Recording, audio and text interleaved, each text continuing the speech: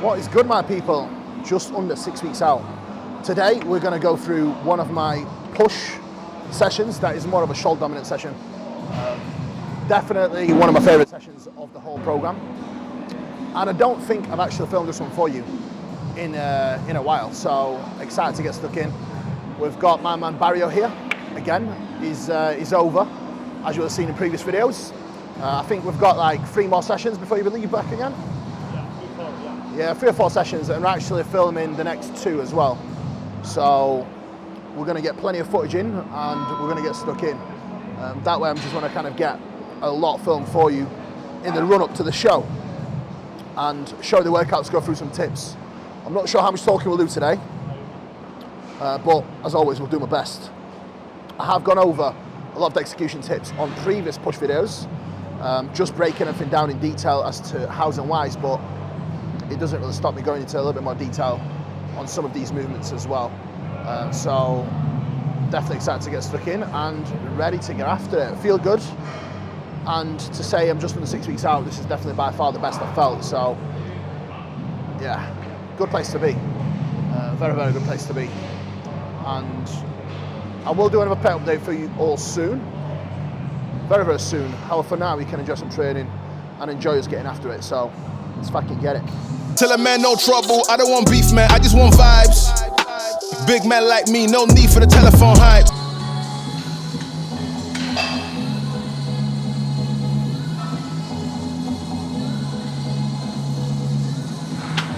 Single arm laterals. A couple of things that I want to go through here is, do not ever try and force your shoulder down. Not only it's going to shorten your range of motion, but forcing your shoulder down actually inhibits proper shoulder function.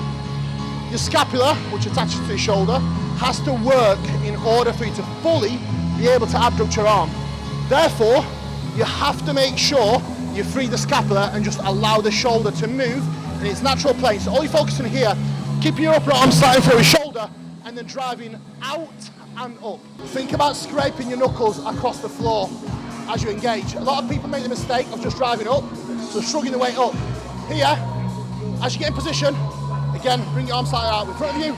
Think about scraping your knuckles across the floor and painting your knuckles across the side of the gym.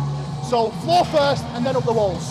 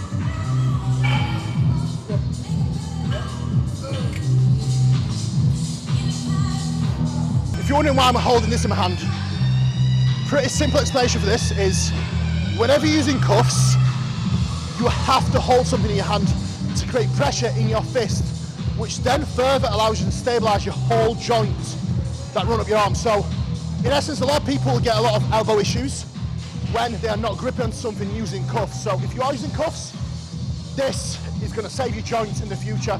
That's including your elbow and the shoulder joint. You need to create stability in your hand, which then stabilizes your joints up the arm.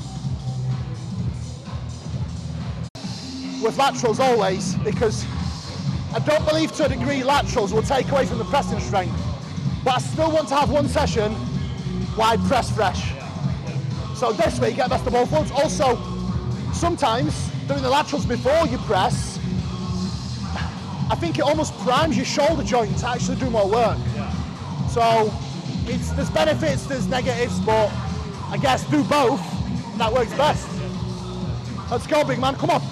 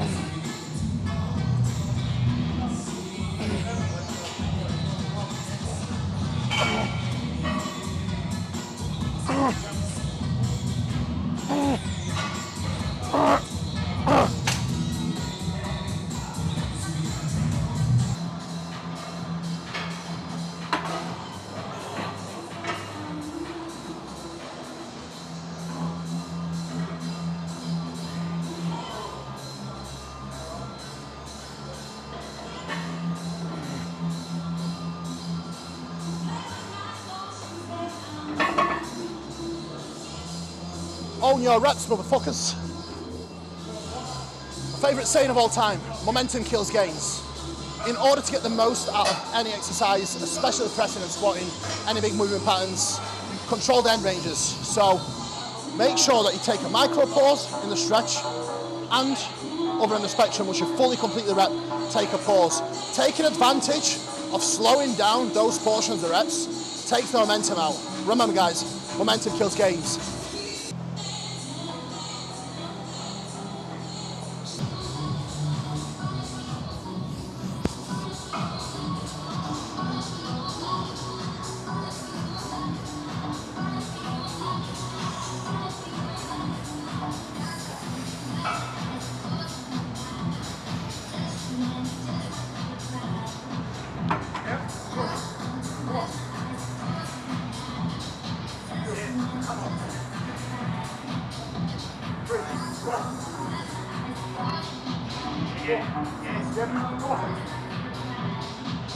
Right, go high.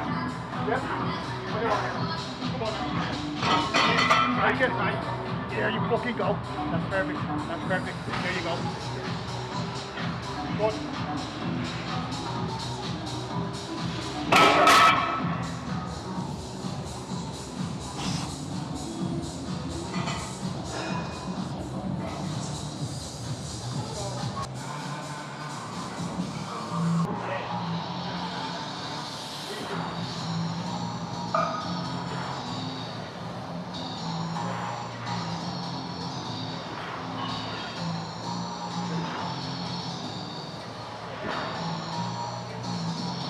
All day.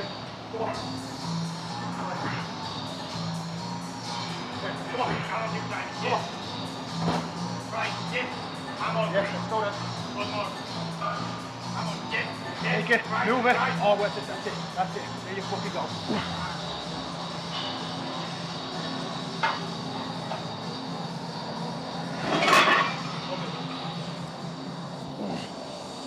Yes.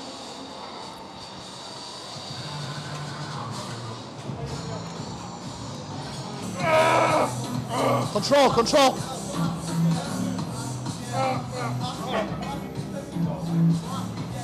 Good.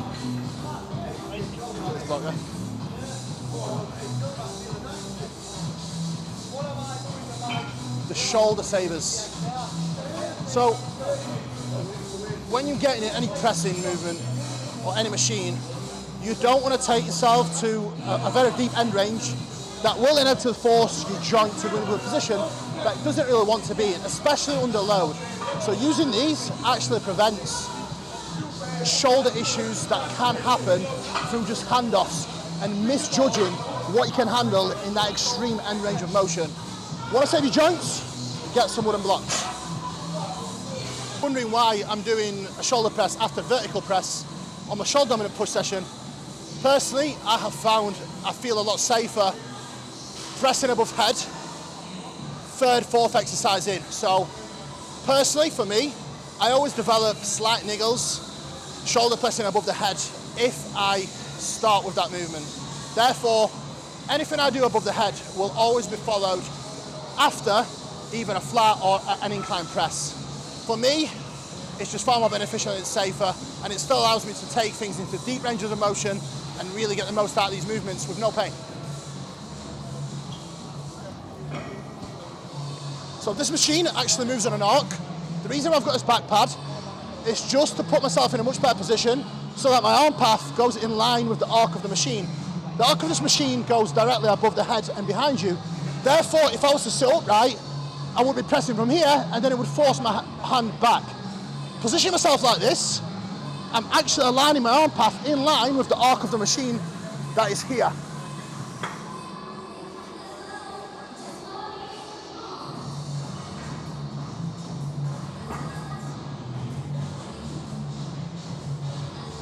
So, standardizing ranges of motion. It's super important that we actually utilize progressive overload principles correctly. Therefore, you have to make sure you standardize your depth across all your pressing movements. For me personally, I tend to go a little bit shallow when I start pressing above the head. Therefore, I always opt to dead stop.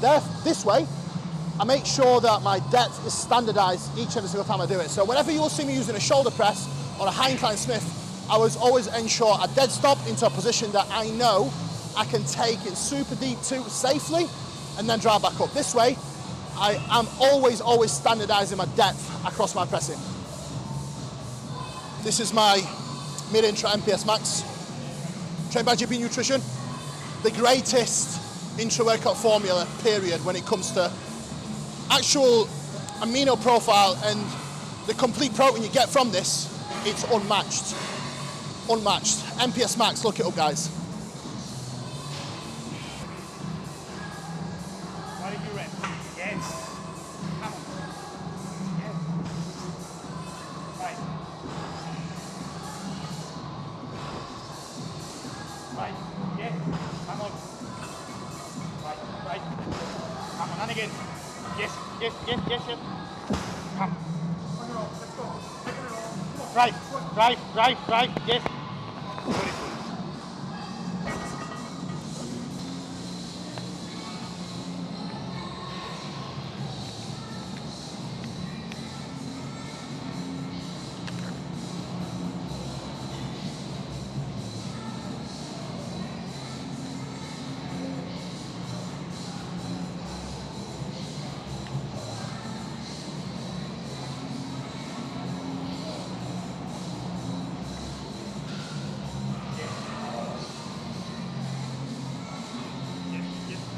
That's it. Come on, Mark.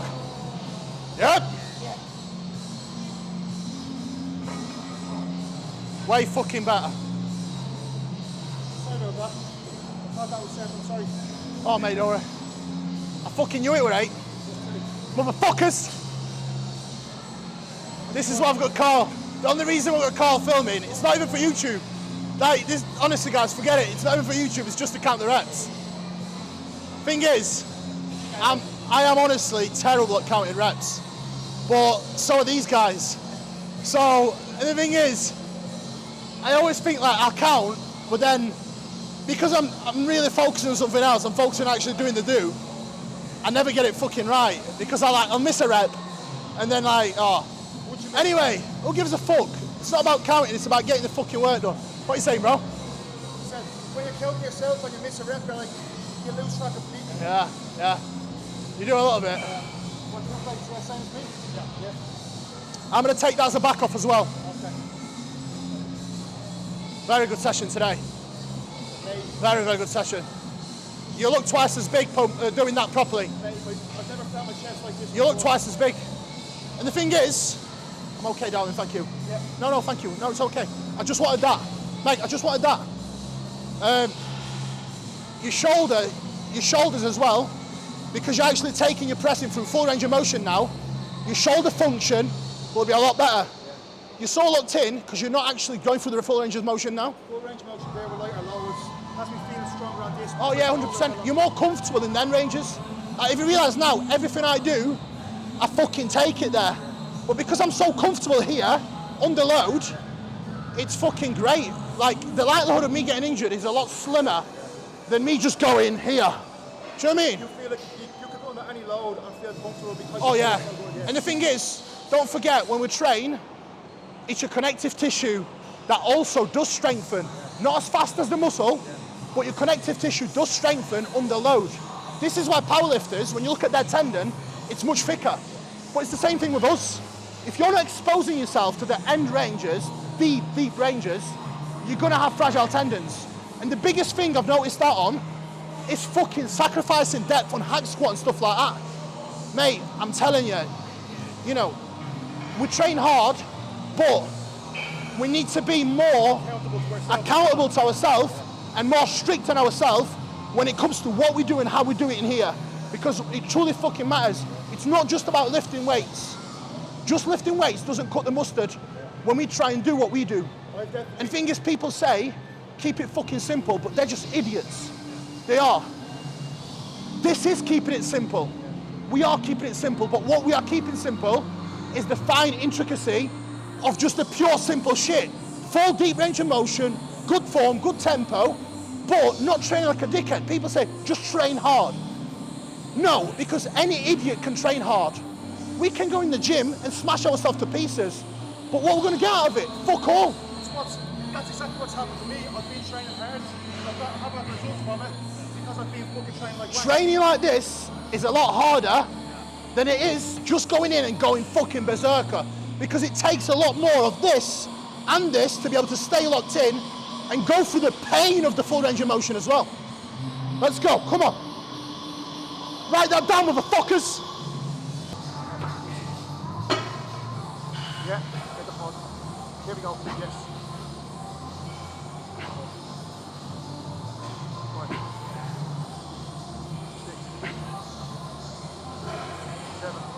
I got 11 here. 8.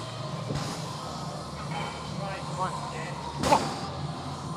Has to be better. Let's go. There we go. Come on. Strong. Take one more. Take one more. Take one more. Yes, that's yours. Ah, there you go.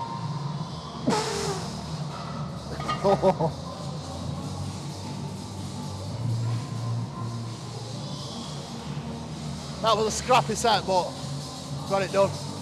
I got 11 last set with that. What do you reckon? What will I take? Take 20 off and put 10 on. That was 11, wasn't it? That was 11.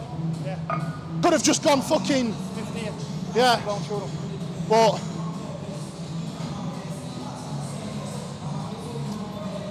not all reps are created equal.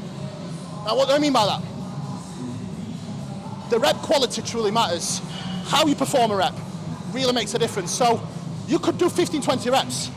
If they are sloppy reps, you're not going to get anything from them versus 8 to 10 accurate reps. Not all reps are created equal. Always, always prioritize quality over quantity.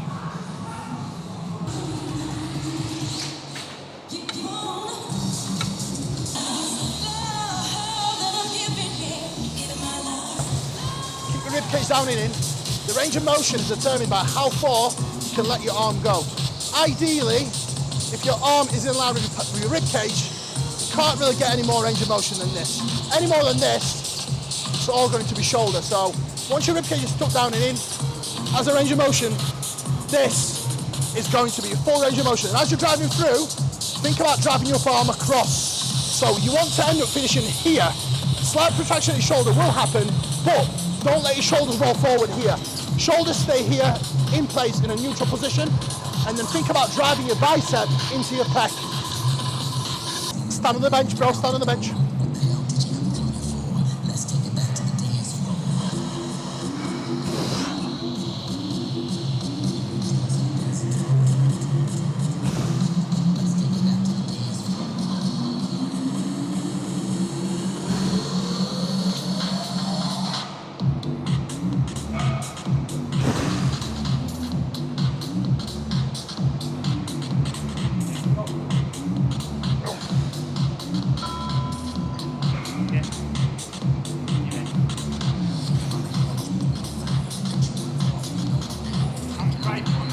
Right. Yeah.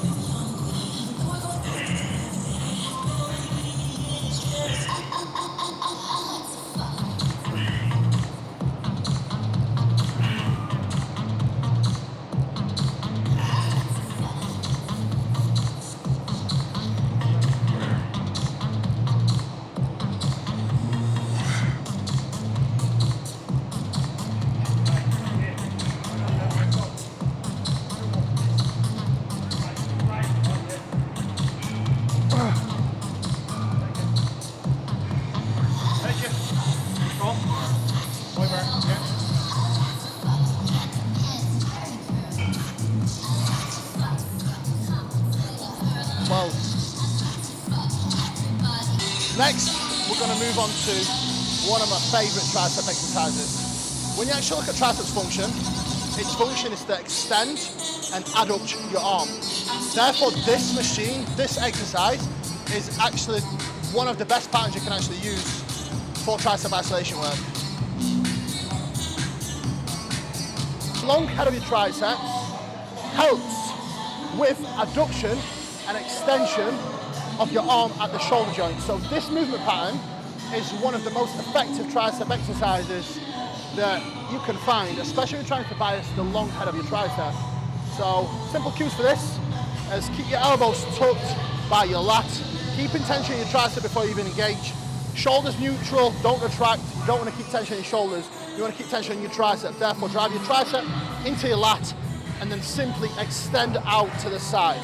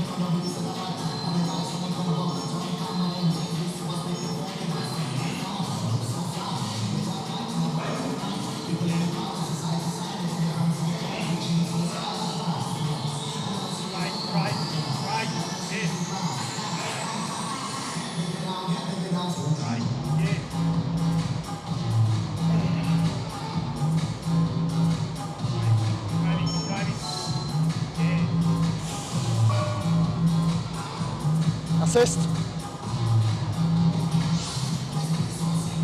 One more. I'm up with you. Let's go. Oh, yes. Yep. Yep.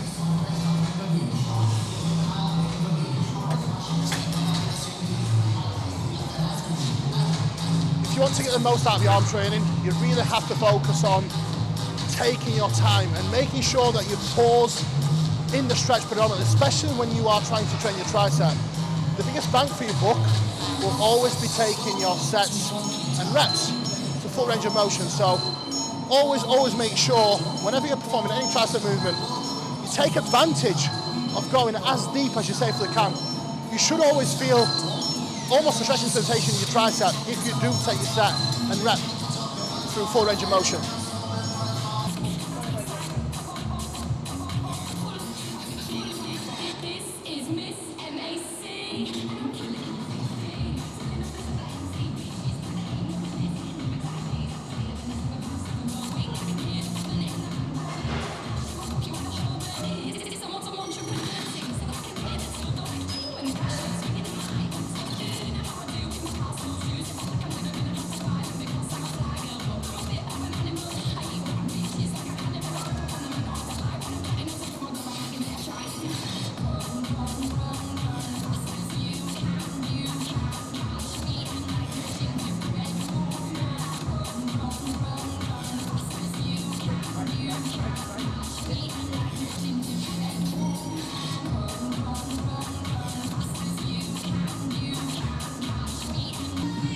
Right, my people, that is the wrap up for today's session. I've only got calves and abs to do, but nobody wants to see me actually train calves and abs. It's boring. Hopefully you've taken something away, guys. And as always, guys, I hope I brought some value in this video. Please always like, share, subscribe, help me out, grow the channel, obviously. And then the more you help me out, the more I can help you out, guys, as well. Massive thank you to Carl, massive thank you to the boys. Me and Carl have been doing some great work recently together, so I'm excited to share more content with you in the build-up to the Arnolds, both myself and Meg getting after it, getting it done. And I'm just excited to show you the process, guys. You know, I'm not the type of guy that's going to say I'm going out there to win, because that's not why I do it. I do it because it's my passion. And one day I'll get there, you know, one day I'll be a lot more competitive, but for now, it's just all work. And for now, it's all progress. in pursuit of one day becoming one of the guys that's going to be, you know, in the running. But until then, it's work time, guys. So take you along the journey and show you the process. Thank you for now. Peace out. Like, share, subscribe, all the good stuff. Thank you, guys. Take care for now.